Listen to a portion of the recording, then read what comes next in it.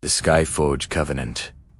The mountains above Brimhold always burned at dawn. Each sunrise, a ribbon of molten gold unfurled across the sky, as though some unseen hand were drawing a blade from the horizon. The villagers called it the Skyforged Glow, a celestial shimmer that had bled into folklore long before memory had names. But only one boy, Talon Ironright, had ever stood close enough to feel the heat of it against his skin. He had been born to the forge the way fire is born to spark. Metal sang to him. Steel whispered its future beneath his hammer. Still, the strange light above the peaks unsettled him. It felt like a warning. A furnace door cracked open on a world not meant for mortal eyes. And then, one early winter morning, the sky screamed. A sound like an anvil splitting thundered across the firmament, shaking snow from rooftops and sending birds scattering like charred embers. Talon dropped his hammer. The air trembled alive, vibrating, and from the clouds fell a sphere of dull, red-hot metal that smacked into the earth behind the village well. Silence, then steam, then the scent of scorched earth and iron. Talon approached cautiously. The object pulsed faintly, like a heart trapped in ore. As he touched it, the heat surged, not burning him, but recognizing him. Light flared around his hand, spiraling up his arm in glowing runes that hissed like living fire. A whisper filled his mind. First spark. Chosen forge. Strike and war begins. Talon staggered back, breath torn from him. The villagers murmured prayers. Someone crossed themselves. Someone else whispered the old prophecy. The Skyforge will craft its weapons when the world needs saving or destroying. Talon did not sleep that night. He waited. And at midnight, the sky tore open. A rift of pure white fire split the heavens, and from its depths poured sparks thousands, drifting like meteors. Each one carried a faint metallic glimmer, as though a celestial hammer had struck a star and sent its shards raining to the earth. The second whisper came as he watched. You will halt the Covenant or fall to it. The next morning, a stranger arrived. She walked into Brimhold, wrapped in furs, black as starless midnight, her eyes a molten copper that mirrored the Skyforge glow. She carried no weapon, yet villagers stepped away from her as if they sensed one in her shadow. She introduced herself simply. I am Serena of the Etherbound. When she saw the runes still glowing faintly on Talon's palm, she lowered her head in a warrior's bow. You have touched the ember. The Skyforge has chosen you. It will craft its armaments through your hands, unless you resist. Talon's voice faltered. I don't want any part of this.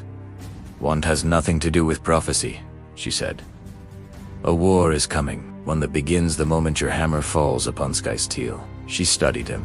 Unreadable. It is said the first spark must die to end the forging. Talon felt the words strike him harder than any hammer blow. So I stopped the prophecy by dying. Serena's expression softened, but only slightly. Or you break the Covenant another way, if such a way exists.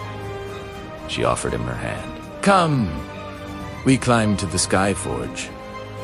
The path of the mountains felt older than language. The rocks themselves bore shallow grooves, like claw marks, left by giants. Strange heat leaked from fissures in the stone, curling in the cold air like invisible smoke. Talon kept glancing at the sky. It shimmered unnaturally, no clouds, just a faint flicker, as though a smith were stoking an unseen fire behind a veil. Why me? He finally asked.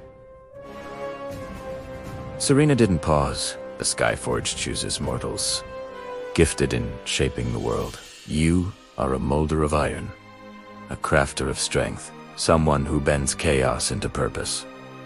He grimaced. I'm just a village smith. You are the first spark, she said quietly. And the first spark is always mortal. That is the cost of Covenant. The summit was a cathedral of stone and fire. Pillars of obsidian jutted from the mountainside, encircling a colossal anvil carved into the earth itself. Above it floated a molten sphere, the heart of the Skyforge dripping strands of burning metal that never reached the ground. Ter, si merte. The sky pulsed. The whole world sounded like a forge inhaling. Thalen's heart slammed against his ribs. The sphere whispered, "Strike! Strike, and be remade." His hand lifted without meaning to, fingers curling around the hammer at his belt. The runes on his skin blazed.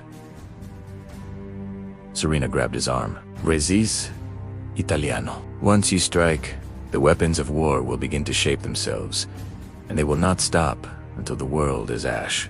Thalen fought against the pulling sensation, like his soul was being drawn toward the anvil.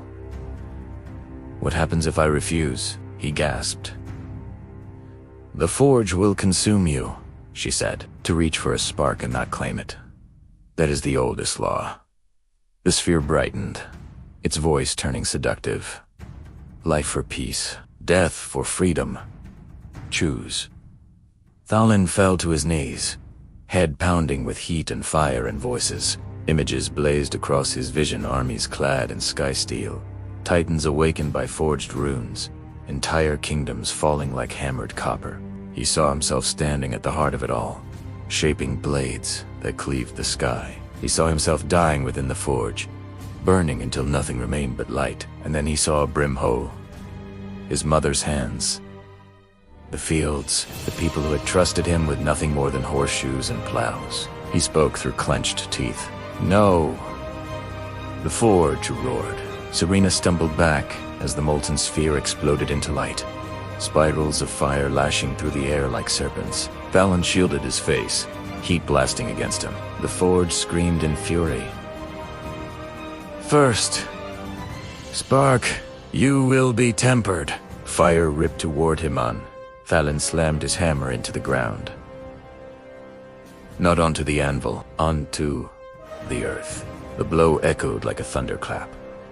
The anvil cracked. The sphere flickered violently, its molten glow fracturing like a shattered star. The forge convulsed. The voices wailed, and the runes on Thalen's skin dimmed. Silence rolled across the summit. The sphere, the heart of prophecy, drifted downward, now dull, no longer molten. It hovered before him, small as a fist, faint as cooling embers. Serena whispered, astonished, "You broke the covenant." The Skyforge, it has never been denied. Thalen reached out. The sphere, once a god's heartbeat, landed gently in his palm. It was warm, soft, almost human. Serena knelt before him. "Thalen, Ironright, you've undone an ancient law. No forge, mortal or celestial, will craft war from you." He let out a slow, shaking breath. "What happens now?" Serena looked toward the horizon, where the strange glow had vanished, leaving an ordinary sky. Pale blue, quiet, honest. "Now," she said softly, "you decide what the world forges instead." Months later, dawn rose over Brimhold once more. No screams this time. No falling meteors. Just sunlight, warm, gold, gentle, spilling across the fields. Thalen stepped out of his forge, wiping soot from his hands. The small, cooled ember sat on the windowsill, glowing faintly whenever the morning sun touched it. A smile at Italiana, then lifted his hammer, not to forge weapons, but to craft a plowshare for a farmer down the road. Somewhere far above, the sky flickered, not with fire, but with what felt like approval. The Skyforge slept. Peace held, and the boy who refused to become a god's spark forged his own covenant. Creation, not destruction.